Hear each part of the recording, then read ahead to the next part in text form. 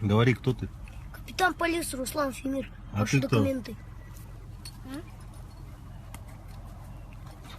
Сям ким?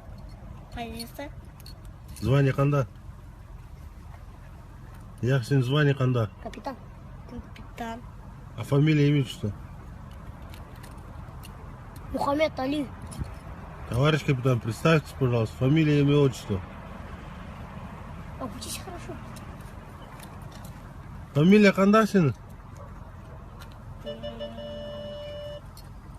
Билемся? А? Билемся фамилию? А, иди сюда. Алло. Имя как? Мухаммед. А? Мухаммед. Ну все. Что вы хотели? Штрафовать машину. Штраф 200. Оштрафуем. Ну и